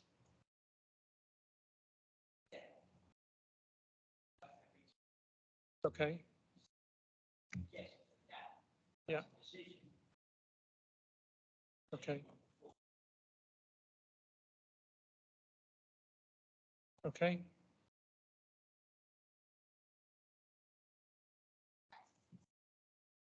Yeah. Well, we don't know what the result will be yet, but if we can get it removed, then we will move to BlackRock. Can I Joe, just, and sorry, then I'll come to. very quickly, just to say that the fund does have an exposure to tobacco already through its global equity investment through Newtons. And it does also have an investment in tobacco, exposure to tobacco through its climate aware passive investment through UBS. So based on June's market value, which is the most recent information that we've got, the current exposure is 0.34%, or was 0.34% of our total portfolio was exposed to tobacco. And if we were to swap to BlackRock at that time, our total exposure would go up to 0.93% of our total portfolio. The key, as Emma quite rightly said, Machete have continued to poorly perform, and we have made a decision that we wanted to switch. If we delay the switch further by pressing BlackRock to remove tobacco, firstly, we've already got tobacco exposure in our other funds, so do we want to push those to divest as well and make that change? Or do we want to move to encourage, to improve our performance and then progress the tobacco exclusion?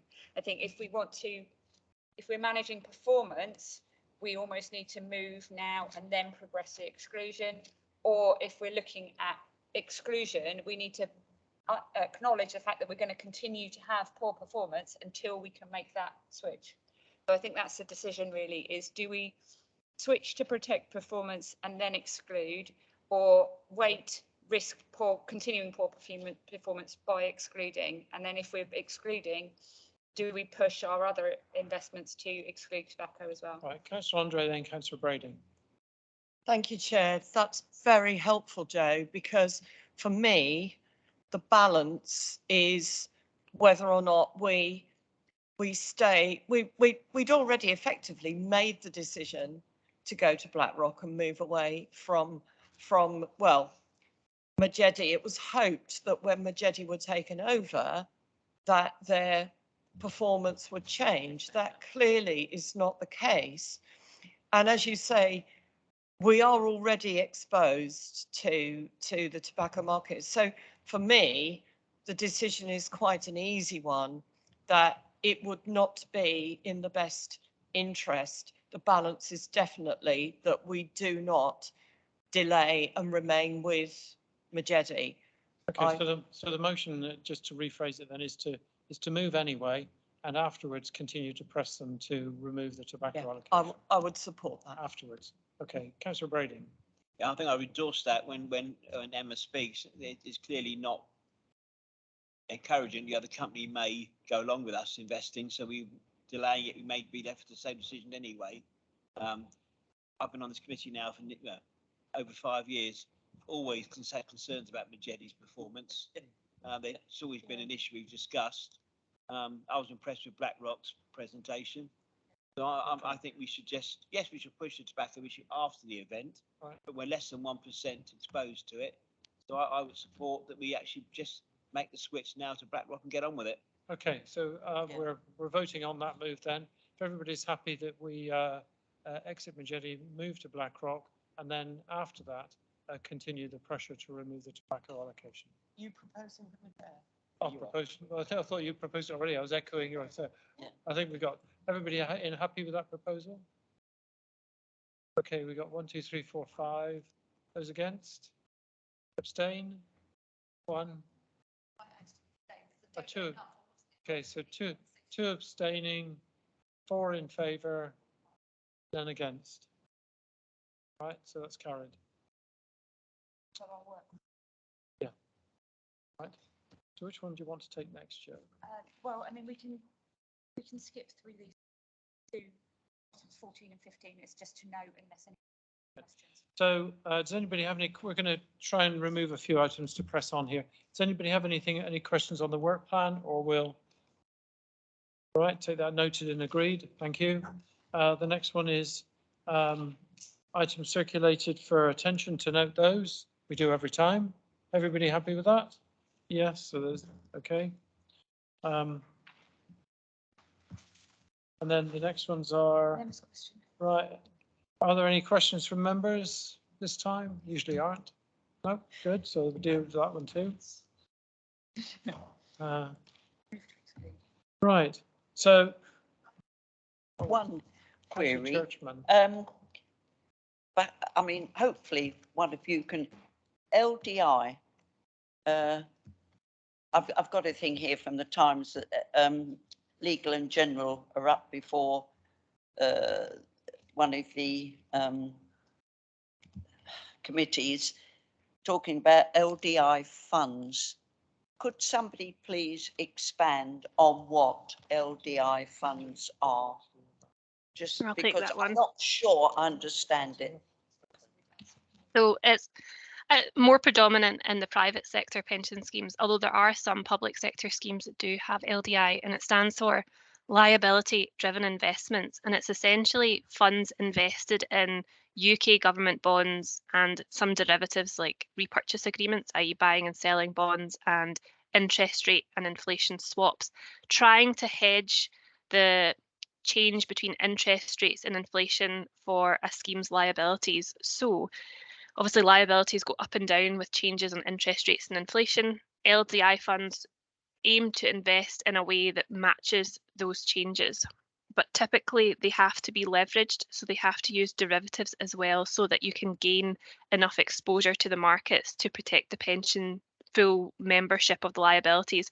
Pension schemes typically don't have enough assets to invest fully in UK government bonds. That would be the ideal, but because they're underfunded, they need to invest a proportion in government bonds and use some derivatives to cover the rest of their liabilities. And what happened in that case was yields rose so fast, they had to post collateral out to for the margin on the derivatives that they held within these funds, but they couldn't access cash quick enough because of the yields were rising so rapidly. So it was more of a liquidity issue within pension schemes than it was the actual derivatives that were backing the LDI funds. So they're meant to be a protection, like an insurance policy almost, on changes to interest rates and inflation, but the markets move so rapidly and so quickly that pension schemes were left scrambling trying to get liquid assets and cash to back the positions that they had within these funds. It's largely all settled down now, but the Bank of England had to step in and buy up some of these some of these government bonds because they were getting used as collateral. But as everybody tries to sell to get collateral, it was just driving the prices further and further down, and it caused a bit of a spiral and a crisis in markets during the period of October. But it's not something you're invested in. It's not something we propose that the fund would invest in, but it is a useful tool for private sector pension schemes that are targeting a particular level of funding to use. So predominantly used to hedge. And so there is some element of leverage risk there, and that went wrong with yields rising the way they did and as fast as they did. But the Bank of England did step in, and a lot of schemes were able to stabilise their positions after. All right. So sorry, just one thing to add. Okay. Just the critical thing is obviously the time horizon. So in private sector, they are funding over a very short time horizon. They're often heading towards buyout, and essentially the schemes are closing in the private sector. In LGPS land, we are a massively long-term investor. We're paying out the pensions for a very long time. We're funding on an ongoing basis. Loads of new people come in far longer term. So inflation risk is real, and it's a key thing to think, but it's over the long term. So very, very short term things that happened in the market, it'll affect the funding position, it'll affect things, but it won't affect our long-term view over 20, 30, 40 years. And so in LGPS, it was just a bad news for a very short period of time, but we're a long-term investor, and that's what we're always trying to do, try to fund these benefits sensibly, stably over a very, very long time. So it wasn't a big panic. all right, so item 17 on the agenda, which is to the exclusion of public and press, which is to consider passing a resolution that under section 100A4 of the Local Government Act 1972, the public and press be excluded from the meeting for the following item of business, namely agenda items 18 to 21, on the grounds that there is likely to be a disclosure of exempt information as defined in paragraph 3 of part 1 of schedule 12A of the Act, and in all of the circumstances in the case, the public interest in maintaining the exemption outweighs the public interest in disclosing the information. And I move it from the chair and look for a seconder. Seconded by Councillor Andre. All those in favour? Unanimously carried. Thank you very much.